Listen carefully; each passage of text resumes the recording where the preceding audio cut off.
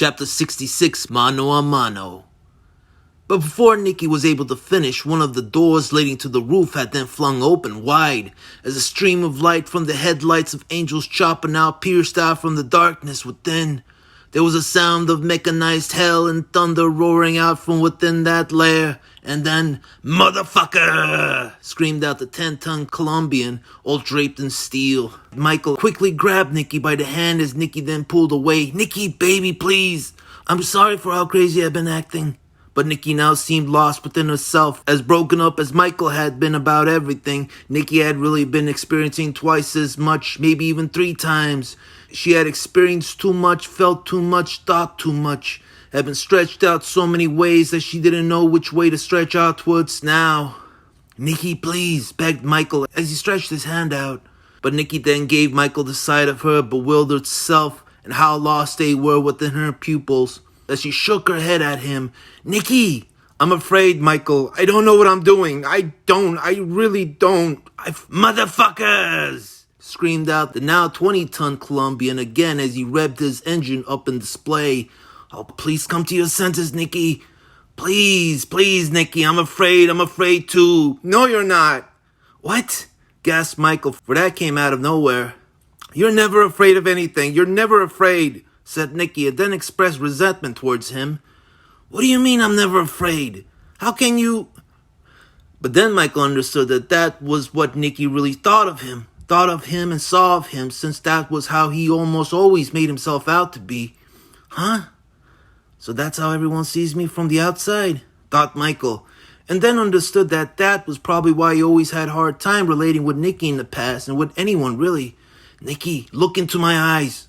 "What?" gasped Nikki, unsure of what to do or think next. "Just look now into motherfuckers!" screamed out the now 30-ton, but this time Madboy wasn't going to be having any more of Angel's potty mouth as he broke away from Nikki and turned his attention onto him. "Motherfucker!" Quickly, Michael then ripped out a TV antenna that was next to him and chucked it at Angel. Angel then, already going for his gun, just about leaped off his chopper and fell back down the stairs after catching the side of that flying piece of wiry metal mess coming for him. "Nikki, look into my eyes," cried out Michael one more time, and Nikki this time did so. "I'm not perfect, Nikki," expressed Michael and showed her that with his mortal eyes. And this time Nikki saw it. Truthfully, Nikki had never heard Michael mention him being afraid of anything ever before, and it was now making a world of difference seeing that he was. And mostly for her sake, always having seemed like the overly confident type, seeing this was important for her. For seeing fear in his eyes was now allowing her to feel a connection with the fear of her own. And now not so much, for there was someone else there also bearing that fear. "Michael, I don't know what I'm doing. Neither do I," said Michael. And that now was the final word, as Nikki finally heard the words she had been waiting for a man, any man, to say to her, practically all her life. "Nikki," cried out Michael one final time, and one final time stretched out his hand. "All right, I'm with you," said Nikki as she accepted it. And as the two took off, blindly venturing into whatever direction they momentarily deemed fit, it was at that moment, then all of a sudden, from all around, doors leading up to the rooftops leading up here, one by one, began busting open. As one by one, Dan Angel's men, Angel's Motorhead Brigade of Latin motorcyclists, began revving up their choppers in anticipation. Michael and Nikki were off, and so were they now, taking off after them, racing towards them, looking like they were making plans to run them over. Of course, given the fact that how stupid all this was, them riding around on rooftops didn't seem to have sunken in. And probably wasn't until one of them was to be made an example of. Reaching the edge of the Nympho building, Michael and Nikki found themselves stuck as the Iron Monkeys closed in closer. "Wait, you're not gonna—" But then he did. The one Iron Monkey that was closest and looking the most craziest now accelerated his chopper towards them all the way. "Are you fucking kidding me?" thought Michael, but then noticed that Carachimba had been chugging some tequila from a bottle beforehand. Seriously, is he? And he was. And as this kamikaze nutcase span towards them, both Michael and Nikki jumped out of the way, as then that idiota went flying off the edge and screaming through the night and towards a building at the opposite side of that expanse, and then crashed. Boom went the giant fiery explosion. Boom, boom. What fucking hell?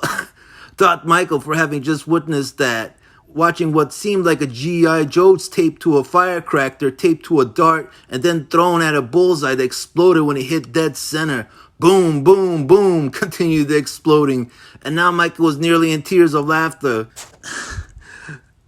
I guess that's it.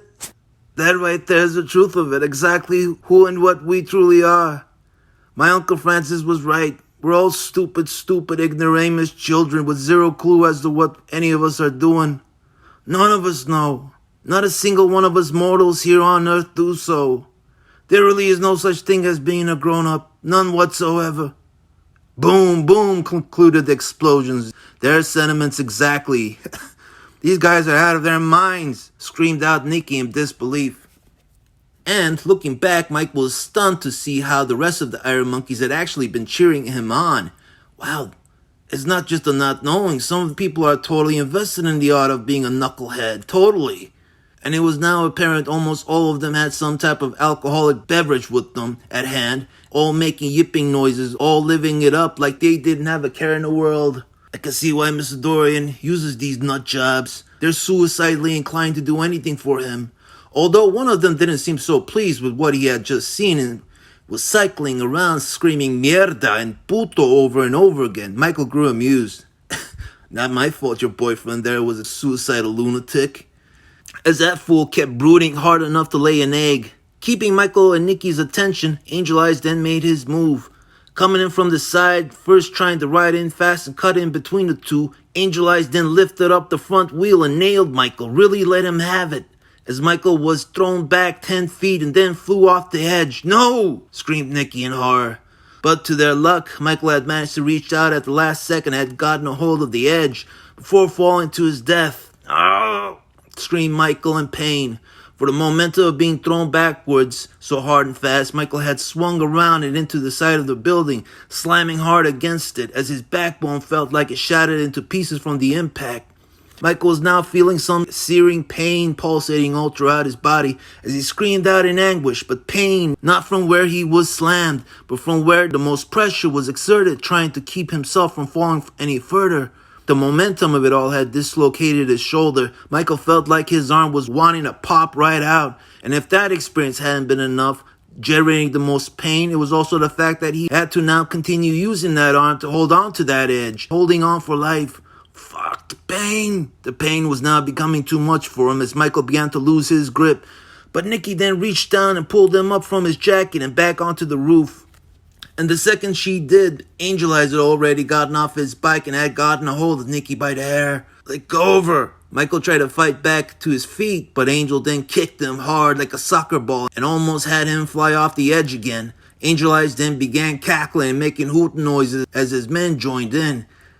Let go of her, you fucking asshole! Screamed out Michael. What's wrong, Carachimba? Don't look like you having much fun anymore, questioned Angel as he began trying to lift Nicky from her hair and got her off her feet. Nicky screamed in pain as the giant prick stared soullessly into her eyes, looking like he was fantasizing what to do next with her, and then seemed mesmerized by what he then came up with. Fucking sicko. But it was giving Michael an ample amount of time to try something again. Michael had gotten to his feet and was now rushing towards him, but before he was able to do some damage, Angel Eyes had then noticed him, and as Michael flew in, he was then caught by the Colombian in mid-air, like a baseball caught in a catcher's mitt, by the throat even. Sounded out Michael, making that choking sound. Michael then was lifted up by his throat and then thrown to the ground again. You know, my friend, I've heard that you're pretty good with your fists, and I kind of want to see that now, sassed Angel as he released Nicky and let her fall to the ground. Michael really didn't feel like brawling right now. He was in a lot of pain and didn't know if he could take him just yet. What? You feeling tired now, buddy? Come on, Carachimba, I'm getting bored here. Maybe I should turn my attention back to your woman. But as he turned his attention back onto her while laughing his ass off, he then noticed that Nicky had pulled off a link of his chain that was set to his side and was spinning it now and ready to whip the tip of it across his face. Clank! went the sound of the impact as it slammed hard and then cut in deep, and now had Angel Eyes spinning a little out of control as he then fell to one knee. And now Michael felt like he had another opportunity to rush him again. As Michael ran up, after getting up, he tried to ram his fist down the hombre's throat, but his fist then met with Angel's fist as they both collided, and Michael almost felt like the bones in his hand shattered from the impact. Then Michael tried to knee him in the face and nailed him, but that wasn't enough either, for Angel had then managed to grab a hold of his knee and now was holding on to it, keeping Michael off balance, standing on only one leg. Michael then started raining jabs into his face as one registered hard enough to break his nose to one side, but they weren't being enough. "Seriously, what the hell are you made of?" screamed out Michael. Angel Eyes then smiled up with teeth, made one long motion with his hand, and then swung it around and backhanded Michael across the jaw. And now for Michael, it almost felt like that had also been dislocated also. And then, as Angel Eyes tried to do something else, Nikki then spun her chain around and now connected across the back of Angel's head. "Get him, Nikki, get him! You're really doing better than I am." Or was. Angel then felt like he had had enough of her, as he spun Michael around, who was still in his grip, and threw him towards Nikki, sending Michael crashing into her as they both now bit into the dirt. Shit, thought Michael, for truly, he was truly getting his ass handed to him right about now, monumentally. He was losing this match, and embarrassingly too. Bullshit, I am. Bullshit. Angel was now walking over to him, looking like he was ready to get his dirty hands dirtier. As Angel tried to reach for him, Michael then picked up the chain that Nikki had dropped and started spinning it himself, then whipped it around one of Angel's feet and got a good tie as he pulled. Hajah, fuck, went Angel, then as he plopped ass first onto the ground. "Now let's start this, now let's." Angel was laughing. He was laughing again, very heartily. "Oh, good, good, that's more like it," spoke Angel as he laughed, and now so did his men. Shit, this guy gets more excited the more fucked up he gets. Michael now felt done, now felt defeated, now felt like he couldn't beat this guy anymore. At least, not right now. Shit, I can't let this happen. But then thought about how he had never really lost a fight before, which made him feel like continuing. "Michael, no more," said Nikki, and seemed to be wanting his help. And now Michael had a choice to make. Continue brawling with Super Macho Man here, at least to save his pride, or... What choice? Fuck my pride, as if I would ever choose that over Nikki. Ever. Fuck that and fuck me 1,000 times over, even thinking it for a split second. And so Michael then helped Nikki to her feet, and now the two set their eyes on Angel's chopper that was just lying there, not very far from all this action. "Oh, where are you two going?" cried out Angel. "Cowards! Fucking cowards! Spineless fucking... Oh, shut the fuck up! I'll take your challenge back up when my shoulder doesn't feel like it's hanging by a thread. I still ain't tallying this up as a defeat just yet." As Michael and Nikki got on the chopper, them retreating had now changed the mindset that everyone was in, since Angel's boys up until now had just been standing around enjoying themselves, watching the matchup, enjoying it like it was some wrestling match on pay-per-view.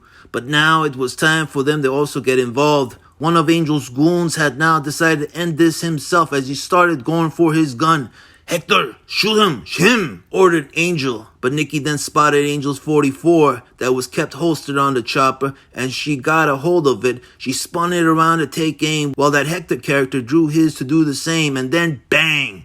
Went Nikki's shot first as it got the goon between the eyes and expired him instantly. "Shit, everyone get them," ordered Angel again.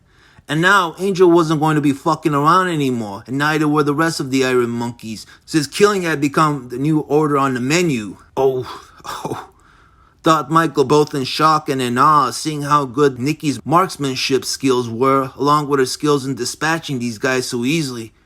Now that shots had been made, all the cackling morons on their wheels had stopped their cackling, since seeing one of their own eat a bullet as he did. And as Michael started revving up the engine to take off, Nikki tried to get one last shot out at the last second for her next prime target, Angel Eyes. And as she got the aim, she pulled the trigger and vroom! Was thrown off as she missed the shot from the jerking motion that was made by the chopper jumping forward. "Michael, I had him in my sights!" screamed out Nikki. But Michael was now more absorbed with trying to keep control of the chopper, since his dislocated arm was practically useless, and all doing so riding around up here, still on this rooftop of the Milk Jug Hotel. Up ahead of them, There was two carachimbas on their Harleys standing in their way. One of them was riding his bike out of the way, fearing the crash, but the one with the biggest huevos had decided to play chicken with them and was now riding straight at them, riding long and fast while yipping and yapping, hollering in excitement as he bounced up and down in his seat. Not again, thought Michael, as he saw how this one was also now reaching for something for within his jacket. Nicky, him, shoot him too, cried out Michael. Nicky then turned a gun around and fired and caught him too, as the joy car flew off his bike before he was really able to reach them. At this point, Michael had reached the other edge of the nympho building, and looking ahead, he saw how he had to jump the bike to get across the expanse between the buildings, which was some 10 or so yards to do. What the fuck am I doing here? I can't make this, thought Michael. But then something in him changed as he found himself taking back those thoughts. Shit, Michael, this ain't you. This here has been a lot of action, which you should have been getting your kicks out of from. So now, why haven't you? Stop being such a fucking wimp in all this. Start being who you have been making yourself out to be. Be that man. Come on, Action Jackson. Be the force to be reckoned with. And now let's have some rompous motherfucking pompous fun. Besides a lot of tension and danger felt, there had also been a thrill to it, which was slowly beginning to invigorate Michael's conflicted spirit, and now making him feel like his old self, or the version he had mostly been seeking. Getting that old sense, having that old fun that was working up his old drive. No, I need this, I need it, I need to feel this now. No more moping around like some bitch-ass coward like I have been, thought Michael as he took one large inhale of the night's chilling air and felt free. He needed this after all the violent crap and mixed emotions Mr. Dory and the rest of the journey had filled him up with. Since killing Madboy, he now needed this. I want my scene back. As he rode fast to make the jump within the last 5 yards of the edge, Michael revved up the engines at full max and took off, and then jumped, and then crossed the expanse. As he touched down on the other side, a jolt went through Michael, both from the landing and within his spirit, which made him crave for more. Damn, that felt good, screamed out Michael.